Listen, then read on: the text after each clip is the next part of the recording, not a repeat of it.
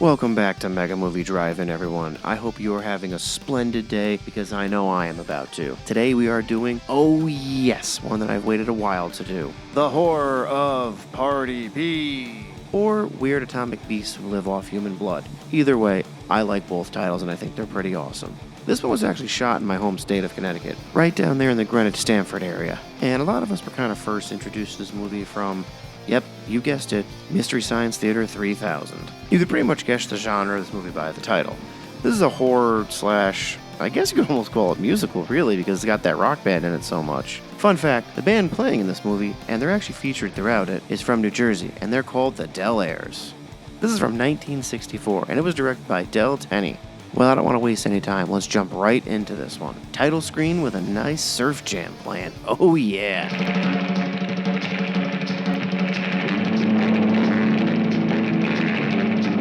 The couple we're following is Tina, played by Marilyn Clark, and Hank, played by Scott Graham.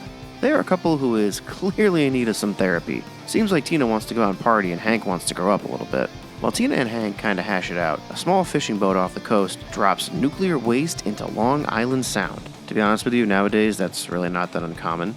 The waste they dump leaks right out into the water near a sunken ship, and it begins to reanimate the dead sailor's corpse into these gnarly looking creatures.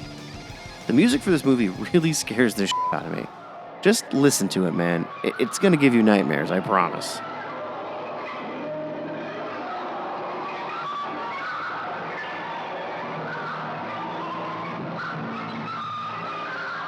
Ugh, man, that's just something else. Freaky. Back on the beach, the band is playing and the people are dancing. For this expedition, climbing, baby, oh my, oh why I should. Hey, that reminds me. Did I bring my hot dog buns? Looks like everybody's having a good time. Tina jumps right in and steals this dance. The blonde right over there is Elaine, played by Alice Loyne. Hank works for her dad, and he definitely likes her, and she likes him. You know, Tina's in the mix, and that just kind of screws everything up. Fun fact about Elaine, her accent was so thick, they actually have her voice dubbed over. Tina starts flirting with the leader of a local biker gang, Charter Oak MC. This guy's name is Mike.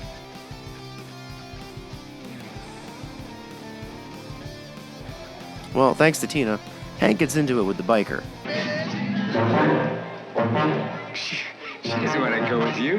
Look, I don't think that's any of your business.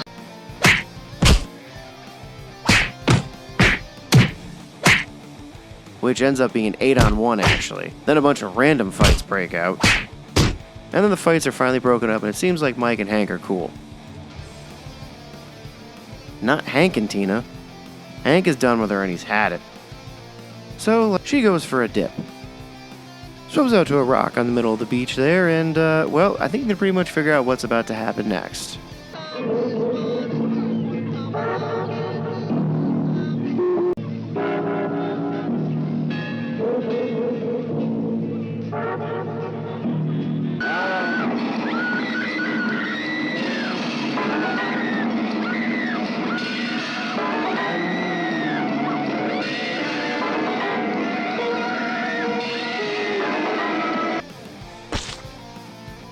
Then her body floats back to shore.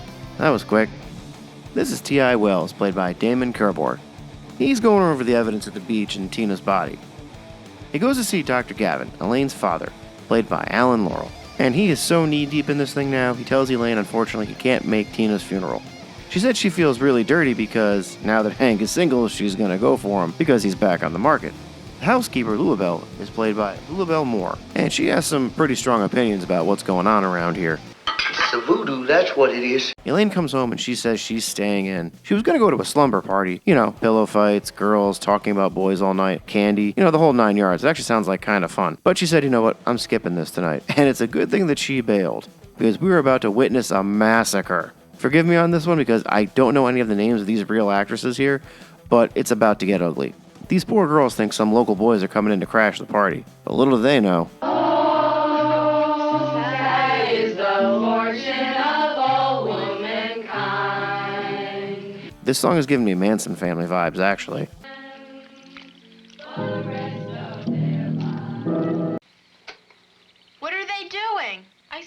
something awful.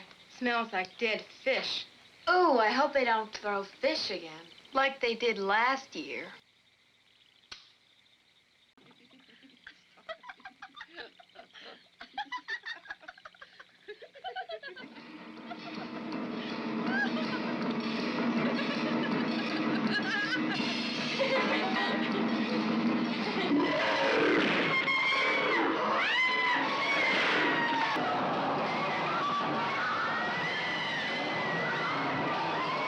The death toll here is, I think we're up around 10 or 11 now? Rumors of an invasion from the sea took on a new dimension last night when over 20 teenage girls were brutally attacked and murdered during a slumber party. Okay, wait, they just said 20? Holy sh**, that's crazy. Read all about it! This kid is going to get rich with the amount of papers he's going to sell during this movie. That body count is about to rise even more now. We have 3 travelers here.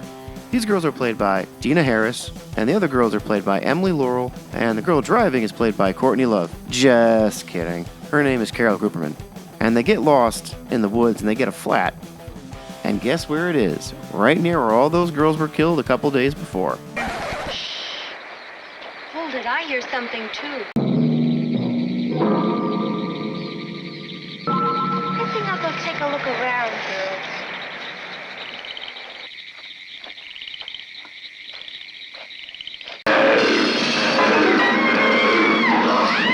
Not sure why this one rolls the window down with the top down, but I'm not judging. Girls 1 and 2 get killed.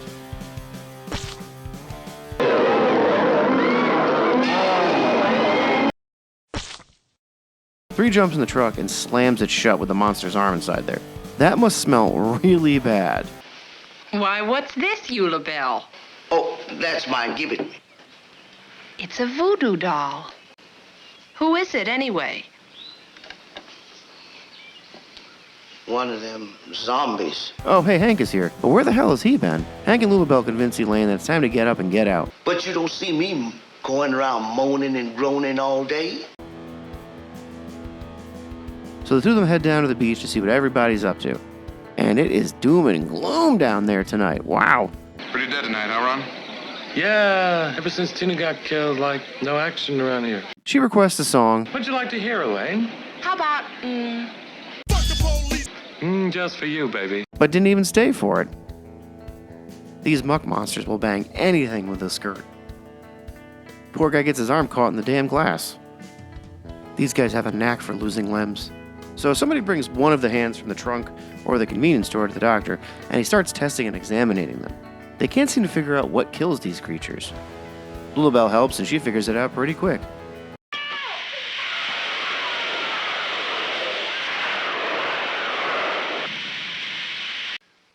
Eula, you've killed it. Oh, Dr. Garrett, I'm sorry. I didn't mean No, don't be sorry. This is wonderful. Science class is back! Completely dehydrated. Protozoans are almost all water. This is all we have left. Hank, you remember your chemistry. Sodium is a very unstable metal that reacts violently with water. That's right. Then they can be killed. These 2 wear out their welcome pretty quick, but I'm going to include them anyways.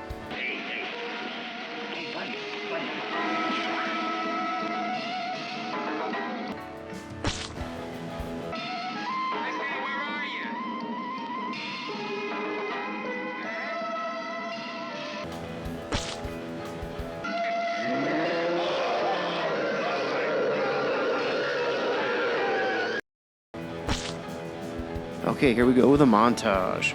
I'm going to try and keep count here. Here we go.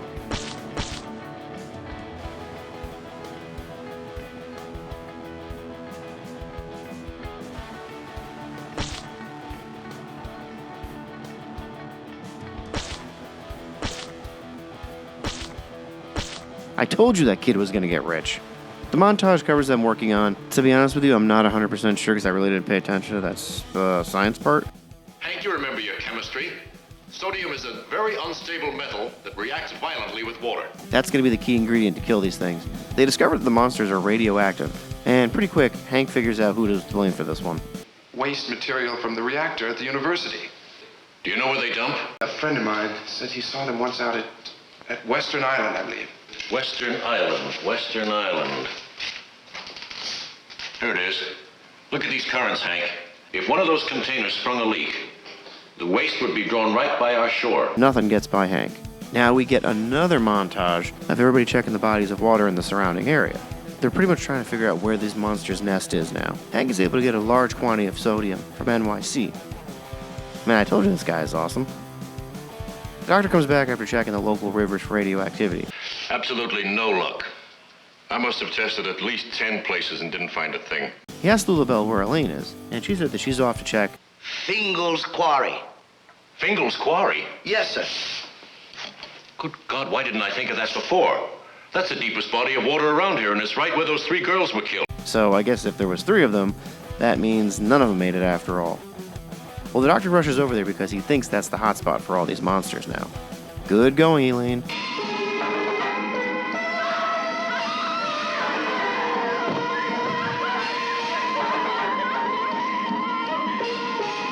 Right when she's about to be killed or mated with, or eaten, or whatever these things do, the doctor, Hank, and the police show up just in time.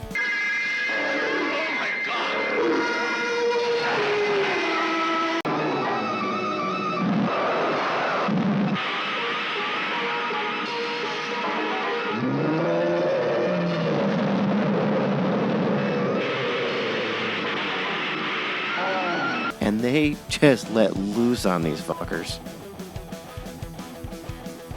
And as the movie closes, go Hank. And it's a happy ending for Elaine, too. There's Lulabelle's voodoo doll. And a happy ending for the band. They get a song on the radio, yes! Love me true.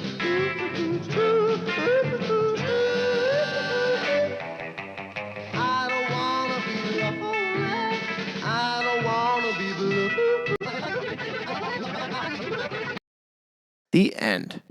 I really wonder if Humanoids from the Deep was inspired by this movie. This movie is one of those so bad it's good. I'm not going to deny how much I love it. Every time it's on, I watch it. The acting isn't really that bad, it's just a little quirky and cheesy. For the time this movie was made, 1964, the gore is really there and it's pretty intense at times. The monster suits might be bad, but you know what? I think they look pretty fucking badass. And when you see them, you know what movie it is. I do like the rock band kind of being like secondary characters throughout the movie. They're almost like a kind of narration for the film. It's pretty cool. So do I recommend this one? Hell yeah. Get some radioactive sludge and some pizzas and check out the Horror Beach Party.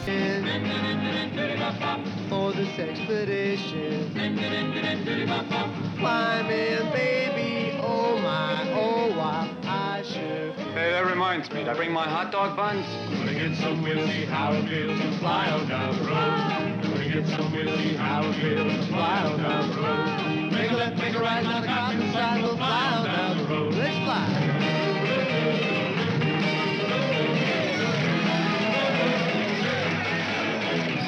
Fasten up your seatbelt. It'll be a treat now.